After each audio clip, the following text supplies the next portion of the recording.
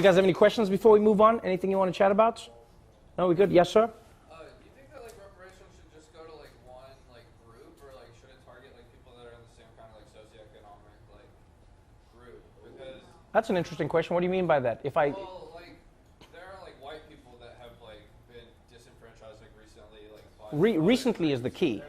Recently is the key. Well, the country like deindustrialized, right? So like a lot of people in like manufacturing jobs and stuff, like Right. areas were affected. But by so to your question, I think you have to understand what the word reparations means first. So reparations, you are repairing something that you have broken. You are paying for something that you were supposed to pay for.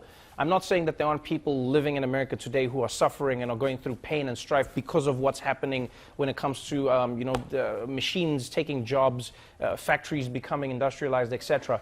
But reparations is a specific conversation about a specific time in America, and that is black people were slaves. You know what I mean? I've even heard people say like, oh, but there were some of the Irish who were indentured. Like, yeah, slavery. Look at the numbers, look at the time, look at the level of work. You could not work toward your freedom. For most black people in America, this was a time when you lived and died as a slave. And so that's what reparations is about. And so I hear what you're saying, but I think that's a completely separate conversation that needs to be had about the now. Because if you are not careful, what you then do is you combine everybody's suffering into the same bowl, and you make it seem like all injustices have the same weighting, and they don't. It's just like crimes. You know, theft isn't the same as murder. We don't try them the same way. And as much as there is a white person who's suffering today, I feel for anybody who's suffering, because I know what it's like to be poor. I know what it's like to suffer. I didn't come from a wealthy family. We struggled when I was growing up. But I also understand that there are levels of that suffering. You know, and so sometimes white people, it does block a white person, because you go white privilege, and a person goes, I'm poor and I'm white. Where's the privilege? You know, white people are like, I wish I could activate my white privilege. I wish I could do it right now. White privilege, give me something. I get that. I get that. Trust me, I get it. It is hard to accept that you have benefits because of the color of your skin if you cannot see the benefits that you have. But the thing I try to explain to a person is, think of it more like golf. Don't think of it as privilege, then think of it like a handicap. Right? In golf, they acknowledge that you are in a position where you need so many advantages to be competitive in the game.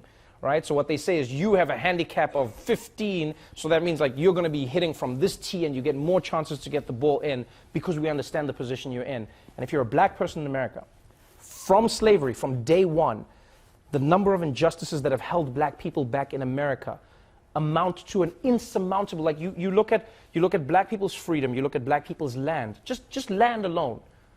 The amount of wealth you can acquire over time if you own land is exponential, because you have the land, you have the fact that you can borrow based on the land, you have the fact that you can use the money that you have borrowed to grow more wealth, you can use it to grow your family's wealth. Just taking that away from black people alone is crippling them. And so you combine that with slavery, and then you look at Jim Crow laws. You didn't let black people in America live in the areas that they wanted to live in. They couldn't get loans from the banks that they wanted to get loans from. And then on top of that, when they started getting the loans from American banks were found to be giving them higher interest rates, when in fact they were the same risk as many of the other races that they were giving loans to. So when you combine all of those things, I think it's safe to say that black Americans have a conversation that they need to be having with the United States. Doesn't involve me, doesn't involve white people, it's like, yo, American government, meet the black people.